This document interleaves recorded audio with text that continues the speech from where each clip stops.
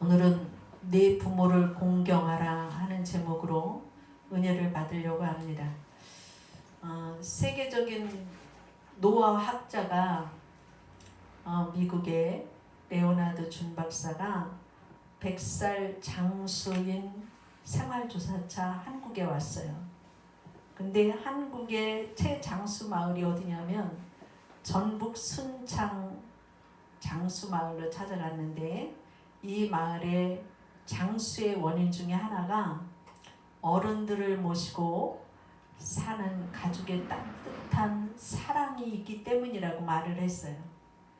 우리나라의 그 최장수 마을이 그 섬진강 최상류에 자리 잡은 순창군 구림면 방화리입니다.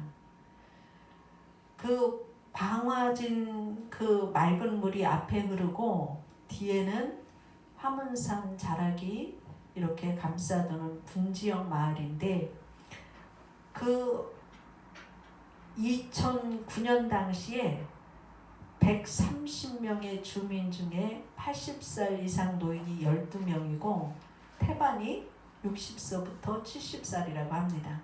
근데 100살 이상 되신 분이 9명이나 되었습니다. 최고령자 할머니는 106살이었습니다. 근데 106살 된 할머니와 81살 된 며느리가 둘이 살고 있는데, 15살에 시집 와서 시어머니를 모신 지가 66년이 되었는데 우리나라 역사상 최고로 오래 모신 기록으로 남아 있습니다. 서울대 학자인 박상철 교수도 노화와 고령사회 연구소를 운영하면서 이 마을의 장수 원인이 뭔가 봤더니 부지런하고 밝고 긍정적이고 자식들의 부양을 받으면서 동행하는 것이 장수의 비결이라고 말을 하고 있습니다. 자식들과 동행하는 것만으로도 장수하는데, 우리가 하나님과 동행하면 얼마나 많은 복을 받겠습니까? 시편 50편 22절 말씀에 보면 감사로 제사를 드리는 자가 나를 영화롭게 하나니 그의 행위를 옳게 하는 자에게 내가 하나님의 구원을 보이리라, 이렇게 말씀하고 있습니다. 우리는 부모님을 공경하기 이전에 하나님 아버지를 공경하는 하나님의 자녀들입니다. 그래서 하나님을 먼저 공경하는 삶이 되어진다고 하는 것은 하나님을 경외하며 하나님과 같이 사는 거예요. 하나님과 동행하는 삶입니다. 그래서 우리가 하나님을 잊으면 안 된다고 하는 말이죠. 그러니까 하나님이 그럴 때 나와 동행해 주신다고 하는 사실이죠. 우리는 동행하는 사람이 누구냐에 따라서 인생이 달라져요. 깡패와 어울리면 조폭이 되고, 춤꾼과 어울리면 제비족이 되어지고, 책과 어울리면 학자가 되고, 자연과 어울리면 시인이 되고, 하나님과 동행하면 의인이 되어진다고 하는 사실이죠. 하나님을 경외하고 하나님과 함께하는 삶을 살 때 하나님의 말씀에 순종하게 되고 하나님의 뜻에 합한 생활이 되어진다고 하는 사실이죠. 그래서 오늘 어버이 주일인데 하나님을 경외하고 주 안에서 부모에게 순종하고 부모님을 공경하면 내가 땅에서 잘되고 장수하리라, 이렇게 말하고 있습니다. 그리고 부모는 자녀들에게 주의 교양과 훈계로 양육하라고 말씀하시고 있습니다. 우리가 주 안에서 사는 것이 하나님의 첫 번째 축복이 되어진다고 하는 사실이죠. 하나님을 경외하는 것이 복이라고 하는 사실이죠. 잠언서 3장 21절 말씀에 보면 내 아들아 완전한 지혜와 근신을 지키고 이것들이 내 눈앞에서 떠나지 말게 하라. 하나님을 아버지로 섬기는 사람, 하나님을 의지하는 사람, 하나님의 지혜를 의지하는 사람을 복 있는 자라고 말씀하시고 있어요. 그러니까 하나님의 축복은 크게 세 가지로 나눠지는데, 첫 번째 복은 하나님을 믿으면 하나님과 같이 살면 생명을 얻게 된다고 하는 사실이에요. 인간은 하나님의 생기를 받아서 생명이 되었습니다. 그래서 사람이 떡으로만 사는 것이 아니라 하나님의 입에서 나오는 말씀으로 살으라고 우리에게 말씀하시고 있죠. 다시 말해서 육신의 양식으로 사는 것이 아니라 영의 양식을 먹어야지 영생을 얻게 된다고 하는 말이죠. 그것을 보여준 사건이 출애굽기서의 광야에 그 이스라엘 백성이 갈 때에 하나님께서 아침마다 내려주는 양식이 있었어요. 그게 뭐예요, 최고사님? 광야 길을 갈 때 농사 짓지 않았어도 하나님이 아침마다 내려주는 양식이 뭐였어요? 만나. 그렇죠. 만나와 메추라기. 반석에서 생수를 내서 먹으셨잖아요. 이게 하늘에서 주신 하늘 양식이죠. 믿는 성도는 영의 양식을 먹고 생명을 얻게 되고, 두 번째로 복을 받는 것이 또 뭐냐면은, 잘 되는 사람은 처음보다 나중이 좋아요. 그렇죠? 초년에는 고생을 사서도 하라고 그랬어요. 그래서 젊은 시절에 고생은 사서도 한다. 처음에는 미약하지만 나중에는 창대하다. 이렇게 말씀하시고 있잖아요. 오늘날은 어떤 세상 사람들이 얘기하기를 배우자 잘 만나서 팔자 고쳤어 이런 소리가 나오는데, 우리 성도들은 예수님 잘 믿고 팔자 고쳤어 이 소리가 나와야 돼요. 아멘. 네. 그래서 우리가 지혜서인 잠언서를 보면은 지혜를 내 목에 장식이 되게 하고 살아라 이 말씀이 있는데, 이 말씀은 바로 너희가 하나님을 잘 섬기면, 하나님의 지혜를 얻으면 진주 목걸이를 한 아름다운 여인과 같이 아름다운 인생이 되어질 것이라고 말씀하시고 있어요. 그래서 우리는 하나님을 경외하면 아름다운 삶이 되어진다고 하는 사실이에요. 그리고 세 번째로는 평안을 얻는 복입니다. 예수 믿고 나면 평안하죠.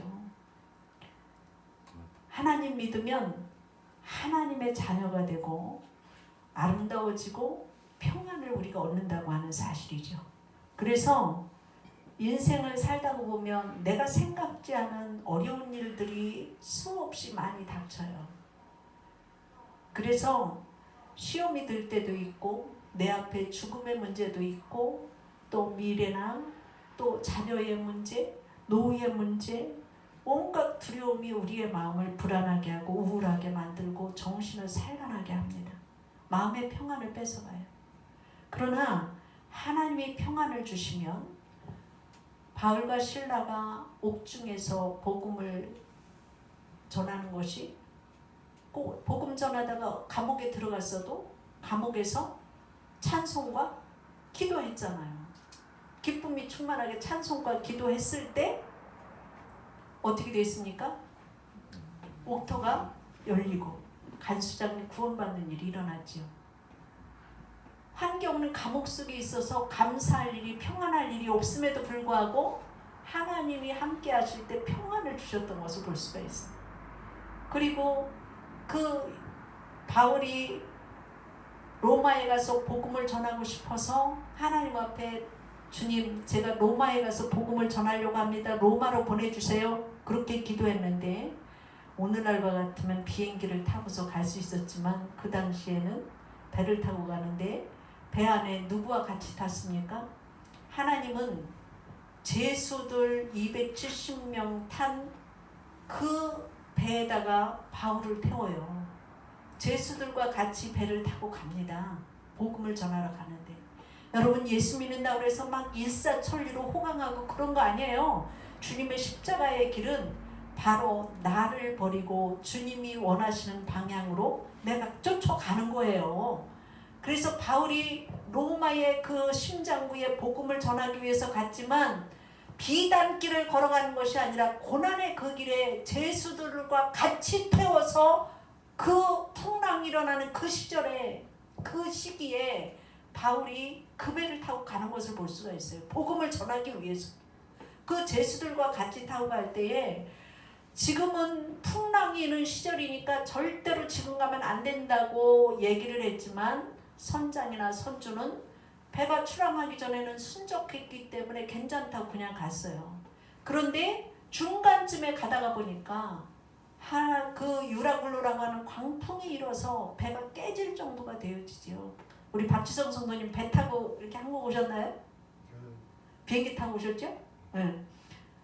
요즘에는 다 배보다도 비행기 타고 오는데 그 배를 타고서 유라굴로라고 하는 광풍이 있는 그때에 배가 막 깨지려고 하는 그때 모든 사람들이 공포에 질렸지요. 그 제수들 276명과 바울이 무서워서 배가 깨지려고 하는 그 위기 속에서 14일간이나 몰려다녔던 것을 볼 수가 있어요. 풍랑에 휩쓸려서. 그랬을 때에 바울에게 하나님 말씀하시지요. 14일 지난 후에 바울아 두려워하지 마라. 이 배에 탄 모든 사람들의 생명을 하나도 해하지 않을 것이다. 그리고 이 배가 섬에 도착될 것이라고 하는 걸 말씀하시죠. 두려워하지 말라고 말하잖아요. 바울이 그때에 모든 사람들에게 얘기해요. 그 배에 탄 276명에게 여러분 두려워하지 마십시오. 하나님이 나에게 말씀하셨는데 이제는 여러분들 밥을 먹으십시오. 그리고 이 배가 섬에 도착될 것이라고 하는 것을 말하죠. 그럴 때에 처음에 사람들은 그 배를 탈 때 선장이나 선주의 말을 믿었지만 풍랑이 이는 그 속에서는 바울이 여러분 두려워하지 마십시오. 식사하십시오. 그리고 배에 무거운 이 짐들을 다 바다에 던지십시오. 그리고 여러분들이 이제 한 섬에 내릴 텐데 이제는 여러분들이 수영할 수 있는 사람은 수영하고서 가고 널판지를 의지해서 섬이 도착되어지면 내려가십시오. 그랬을 때에 그 276명이 하나도 상하지 않고 한 섬에 도착되었던 것을 볼 수가 있어요. 환경은 그들에게 영향을 주지 않았어요. 바울이 하나님이 말씀하신 그것을 가지고 그들에게 전했을 때에 그들에게 평안이 임했고 그들이 사는 길을 열었던 것을 볼 수가 있잖아요. 우리가 하나님 믿으면 평안을 얻는다고 하는 말이죠. 그래서 요한복음 14장 27절 말씀에 평안을 너에게 끼치노니 곧 나의 평안을 너에게 주노라. 내가 너희에게 주는 것은 세상이 주는 것과 같지 아니하니라. 너희는 마음에 근심하지도 말고 두려워하지도 말라. 이렇게 말씀하시고 있습니다. 하나님을 아버지로 섬기는 그러한 자는 생명을 얻고 아름답게 되고 평안을 누리는 복을 우리에게 주신다고 하는 사실이에요. 그래서 여호와를 먼저 공경하면 이러한 복이 있다고 하는 말이죠. 두 번째로 보면 내 부모를 공경하라. 이것은 약속 있는 첫 계명이니 이는 내가 잘되고 장수하리라. 이런 복을 주셨던 것을 볼 수가 있어요. 인간은 다른 피조물과 다르게 하나님의 영이 담겨있는 존재예요. 그래서 우리 안에는 하나님의 영이 계시다고 하는 사실이죠. 그렇기 때문에 영혼을 지닌 인격적인 존재가 되었고 인격적인 하나님과 바른 관계를 맺어야지 인간 본연의 가치 있는 삶을 살 수 있다고 하는 사실이에요. 우리는 가치 있는 삶을 살기 위해서 저마다 다 많은 노력을 하고 살아가고 있어요. 그런데 우리가 그 하나님에 대해서 우리가 10계명을 다른 교회에서는 하지 않는데 우리 교회만 10계명을 해요. 1계명 수도 4계명은 누구에 대한 거예요? 하나님에 대한 것을 말씀하시고 있어요. 근데 5계명부터 10계명까지는 사람에 대한 것에 대한 계명인데 약속 있는 첫 계명이라고 하는 건 내 부모를 공경하라. 그리하면 내가 잘되고 땅에서 장수하리라. 복을 주신 거예요. 하나님의 약속의 말씀. 부모 공격이 제일 먼저 나오잖아요.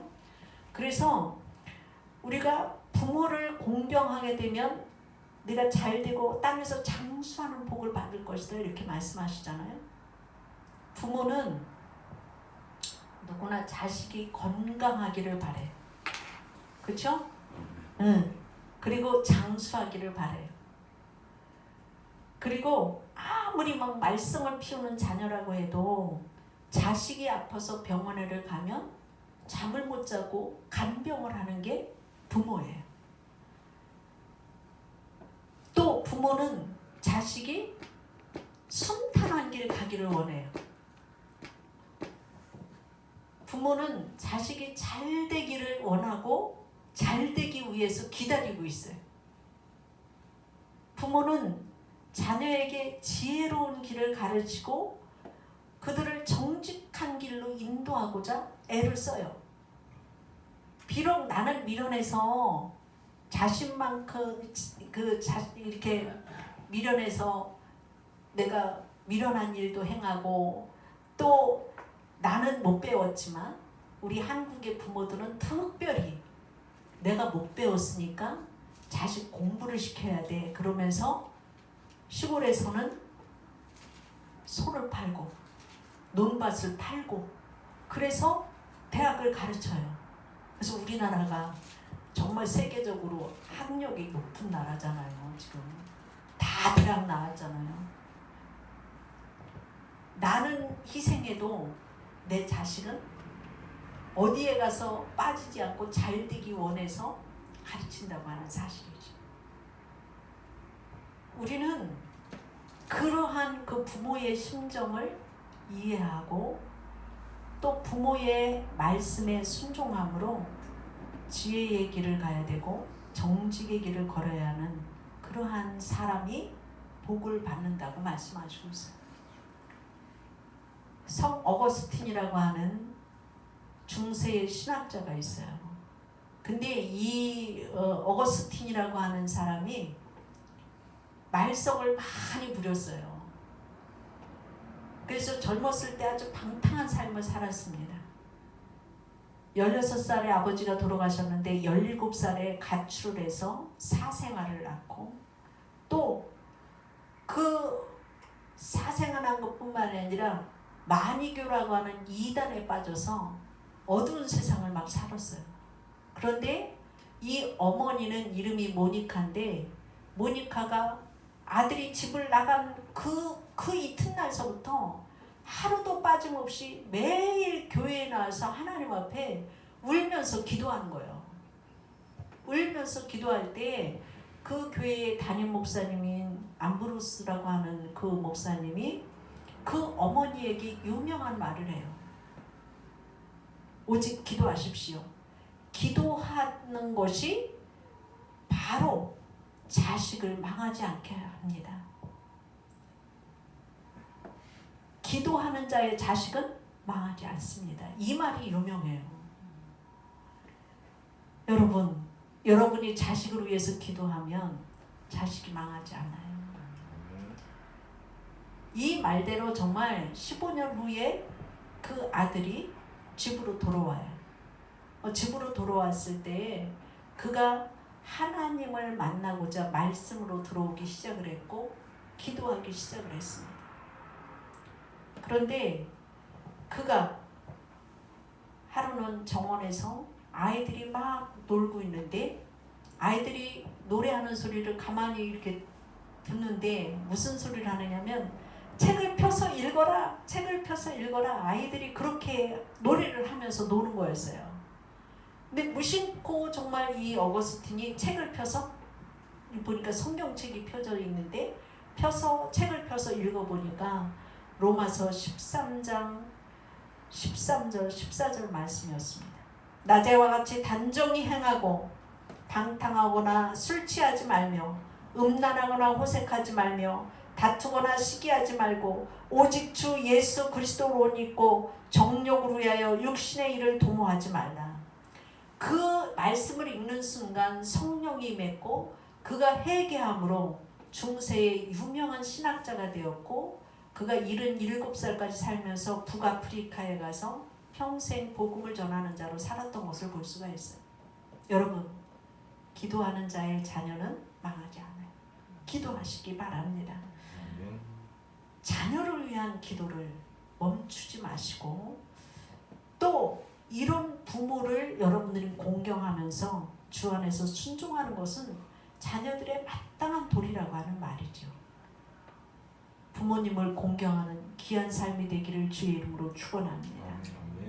마지막으로 자녀들에게 주의 교훈과 훈계로 양육하라고 말씀하시고 있어요. 훈계를 즐겨 듣는 사람이 복된 사람이에요. 제가요, 부모님 주일 맞이했는데 우리 예은이하고 지영이하고 꽃다발과 뭐 건강을 이렇게 보조식품을 갖고 오고, 또 우리 신부사님이 또 이렇게 애들한테 용돈 받았다고 용돈을 와서 선물로 주더라고요. 내가 자식은 키우지 않았는데 영적인 자녀를 하나님이 주셔갖고 이렇게 봤는데 흐뭇했어요. 내가 키우지도 않았는데 이런 대접을 받고 있네? 하나님 축복이구나. 그랬는데 내 마음에는 우리 부모님 생각이 굉장히 많이 났어요. 그래서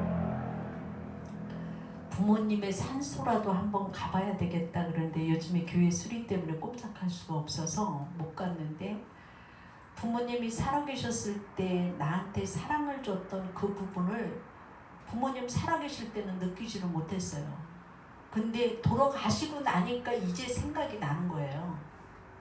그게 뭐냐면은 우리 부모님이 농사를 짓고 사셨기 때문에 동생들 다 데리고 막 고학하면서 어렵고 힘들 때 쌀을 꼭 보내주시는 거예요. 그러면서 이제 하는 말씀이 쌀 떨어지지 않았냐가 전화예요. 근데 그 당시에는 서울 생활이 쌀값은 얼마 되지도 않고 다른 돈이 많이 들어가잖아요. 그러니까 그때는 그 부모님이 별로 그렇게 감사하지 않더라고요.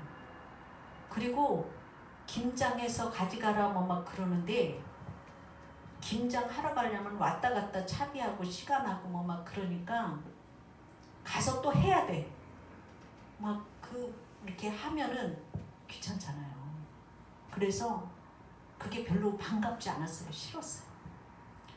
그리고 복숭아 농사 과수원 이렇게 막 하는데 그 복숭아를 막 딸 때 되면 이렇게 꼭 내려오라고 전화를 하시는 거예요. 야, 복숭아 먹고 가. 와서. 그러면은 복숭아를 이제 그거 이렇게 여기에서 한 박스 사면 최고로 좋은 걸로 실컷 먹어요. 근데 왔다 갔다 차비하고 또 시골 가면 뭐 빈손으로 갈 수 없잖아요. 뭐라도 사갖고 가면 경비가 무척 많이 나는데, 또 우리 부모님은 그 복숭아 농사를 짓는데 좋은 거는 다 파는 거예요. 농부들이 그렇잖아요. 그죠? 돈 내야 되니까. 그거 해가지고서 막내 여동생 그 대학 등록금 대시려고 가면은 좋은 거 안 저기 하고 이렇게 안 좋은 거 막 이렇게 사실은 안 좋은 것이라고 하는 것이, 복숭아를 미리 따야 될 때 못 따고서 그냥 무르익어갖고 떨어진 것이, 땅에 떨어진 것이 굉장히 달아요. 백도 같은 경우에는. 이제 복숭아 따러 밭에 들어가면 그런 거 이제 먹고 그랬거든요. 근데 그때는 그 부모님들이 당신들이 해줄 수 있는 최대의 부분의 사랑을 나한테 해줬는데 나는 계산을 했어요. 계산. 이번에 이렇게 내려가면 돈이 얼마가 들어가는데 그거 갖고 차라리 그냥 아무 소리 안 하고서 그냥 개척교회 하는데 어려운데 그냥 차라리 아무 소리 하지 마시고 차라리 돈으로 주시지, 이런 생각했는데, 돌아가시고 난 후에 생각해 보니까 쌀 떨어졌다 이 소리를 이렇게 하는 거 밥 먹고 잘 살아서 힘내서 잘 살으라고 하는 뜻이었어요. 내가 사랑한다고 하는 뜻이었어요. 그리고 내가 너를 기다린다고 하는 뜻이었어요. 근데 부모님은 그렇게 그 뜻이 있는 그러한 말로 사랑한다고 하는 것을 부모님이 돌아가시고 난 후에야 느꼈어요. 근데 부모님 돌아가시고 나니까 아무도 나한테 우리 집에 한번 와서 밥 먹어 이거 한번 없더라고요. 그리고 옛날에 부모님이 살아계실 때는 시골집을 가도 당당하게 들어갔어요. 아무렇지도 않게 기쁨으로. 지금은 부모님이 안 계시니까 집에 가는 것도 생각하게 보게 되고 부모님같이 반기는 사랑이 없으니까 별로 가고 싶지 않은 부분이 있더라고요. 부모님의 사랑에 한이 없고 그런데 우리가 돌아가시고 난 다음에 후회하지 마시고 살아계실 때 우리 최권사님 같이 살아계실 때 맛있는 거 해드리시고 찾아가 뵙고 좋은 옷 사드리고 부모의 마음을 아프게 하지 마시기를 바랍니다. 전화 한번 하시는 것 돌아가시고 난 다음에 내가 생각해보니까 우리 아버지하고 전화 통화했던 것 아버지하고 한번 만나서 식사했던 것 그리고 병원 모시고 갔던 그것이 마음에 위안을 주더라고요. 그게 큰 효도는 아니고 일상적으로 할 수 있었던 부분에 조금 한 건데 돌아가시고 난 다음에 후회가 안 되는 부분이 있었어요. 그래도 그 부모님들이 나를 위해서 기도했던 것이 진짜 기도다. 그거를 생각하게 되었어요. 그래서 우리가 자녀들을 키울 때에 부모님이 자녀들에게 주의 교양과 훈계를 가지고 양육하라. 여러분들에게는 자녀들에게 말을 할 때에 부모는 분명히 그것이 옳은 일이고 좋은 일인데 자녀들이 들을 때는 잔소리로 들릴 때가 있어요. 자녀 입장에서는 훈계가 정말 정으로 돌을 쪼개내는 것처럼 아프고 속상하고 자존심이 꺾여서 반항하게 될 때도 있어요. 그럼에도 불구하고 부모는 자녀를 훈계해야 합니다.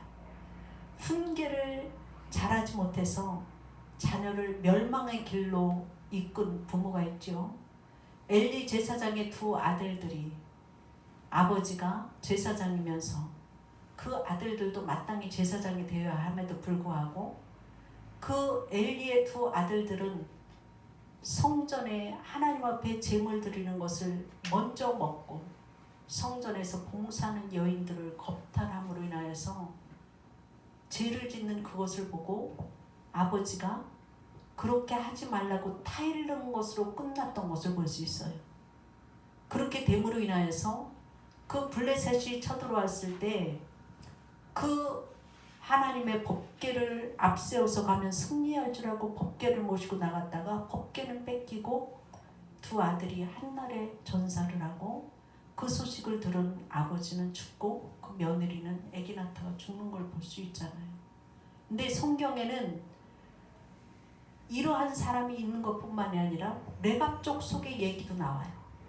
레갑 족속의 그 조상들은 그 후손들에게 교훈을 할 때 너희는 세상에 장막을 짓고 살지 말고 너희가 집을 짓고 살지 말고 장막을 짓고 살아라.